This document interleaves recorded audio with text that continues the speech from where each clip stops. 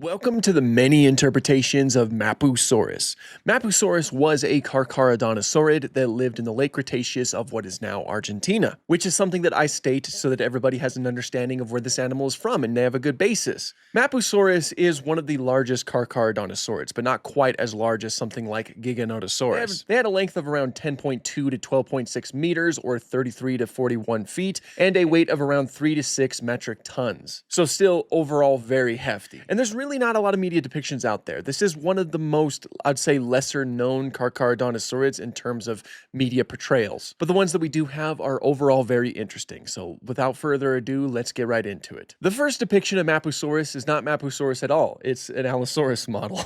This comes from Extreme Dinosaurs. And to showcase the Mapusaurus, they simply just kind of reskinned a Walking with Dinosaurs Allosaurus model, so obviously this doesn't really match up to how we view Mapusaurus. Like the body is overall too small, the head is also too small and too robust, too stubby, and the arms are overall too long. You know, this doesn't really look like a carcharodontosaurid because it's not, it's an Allosaurus. So it's a very interesting first depiction, but we'll go ahead and move on and go straight to Dinosaurs Giants of Patagonia. So several times in the documentary, it is stated to be like a Giganotosaur, although they kind of like name it like Giganotosaur is like the family. Like they call Giganotosaur like the group of dinosaurs, when in reality it would be like Carcharodontosaur. So I don't know if they like ever specifically called this Giganotosaurus. They might have. I think I included this in my Giganotosaurus video, but obviously this is meant to be Mapusaurus. This is the same time and place that Mapusaurus did live, especially alongside Argentinosaurus. As a design for Mapusaurus, it's certainly a lot better than the previous design, like at least it looks a lot more like Mapusaurus. The head might overall be a little bit too big, but the whole shape of the skull seems pretty good, like it seems pretty close. The arms are breaking and the animal is a bit shrink-wrapped in the head mostly. It does have some bulk in the body. In some areas it is a little bit thin, but it does have some bulk there. I really like the portrayal of the crests that lead down into like the nasal structure that it has, which is something that carcharodontosaurids typically do have, and it's very cool to see right here.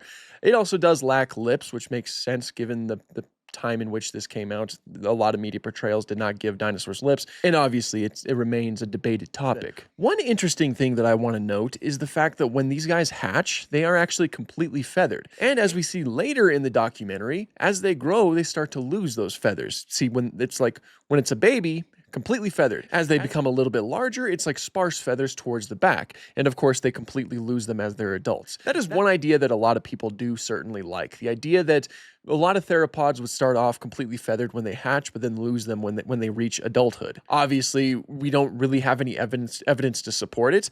And if anything, if they did have feathers when they were young, they would probably keep some evidence of feathers when they were older, which would almost look like small hairs. But again, that's not really something that we have evidence for, especially for larger carcharodontosaurids like this. There's possibly some evidence of feather-like structures on the smaller carcharodontosaurid, that being Concavinator, but obviously we don't really have any evidence for the larger ones. Still very cool to see right here, though. It's like, that's not really a depiction that you see in most theropods that are non-Coelurosaurian, because of course they belong to a theropod clade that's known as Carnosauria, which is a clade that we don't have a lot of evidence of feathers in general. Like again, Concavinator might be an example, but even that's up in the air. So it's just very cool to see it here. Like that's a cool depiction. Like I like that. I think that's, it's different. I like it. After that is Planet Dinosaur. This is probably one of the most famous examples of Mapusaurus in media. I think most people know it from this.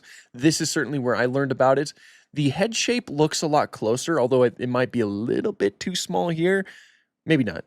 It's pretty close. It's pretty good overall. I think it is a tad bit small, but the shape of the skull is, again, pretty darn close.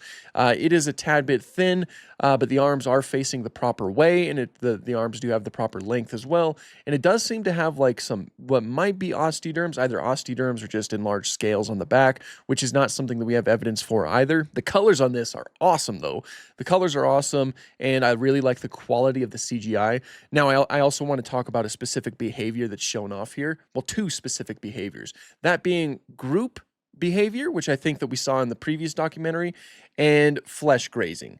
So in terms of groups, obviously there's really no substantial evidence for it in large theropods like Mapusaurus.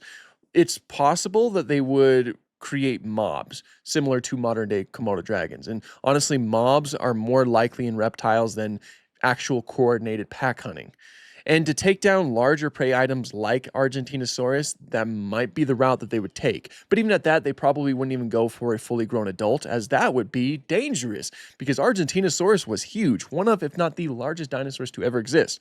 So even if they did like form loose mobs, they would probably still go after like the weaker individuals, like the old, young, and sick. But as of right now, we don't really have any evidence of coordinated pack hunting. So it's just kind of like, it's the same logic of like when you see a lot of Komodo dragons going after a single large prey and they're not really together, so to speak. Like then they'll kind of turn on each other after the fact to try to get the best bits of the meal. That's probably most likely for dinosaurs like Mapusaurus. In terms of the flesh grazing, I've looked into it and I couldn't really find anything that helps support it. Obviously, cookie cutter sharks do something similar today where they take a bite out of, a larger animal, and then that animal stays alive for them to, take more bites out of. Again, no evidence for that in large theropods, especially for dinosaurs like Mapusaurus. If anything, I'd say it's more likely that they would form those mobs, those loose mobs, to take down like easier prey. Then that would be, more of a substantial meal for them, because this would be dangerous. Running up to a large sauropod and just taking a bite out of it is incredibly dangerous, because sauropods are not pushovers. Despite what Jurassic World Evolution might try to tell you, they are not pushovers. They don't just stand there and let the theropod, take them down. So getting close to a large animal like a sauropod by yourself and just taking pieces out of it and then running away to keep it alive, I feel like that's more unlikely than it is likely. Again, I'd say that the whole mob mentality would be way more likely than that behavior. But still, overall, a very interesting portrayal. So those were the on-screen appearances. We now have 2 figure appearances. There was the Mattel Mapusaurus that is pretty interesting. It's got a huge shape to it and a very rounded head. The skull of Mapusaurus would have been a lot more thin towards the tip of the snout and not nearly this rounded, but it does have like a lot of really kind of like tough structures on the nasal portion leading up to the lacrimal and of course the postorbital and down the neck and down the back and everything. It's got cool colors, but it's definitely not my favorite Mattel figure. I think that they've done way better things than this.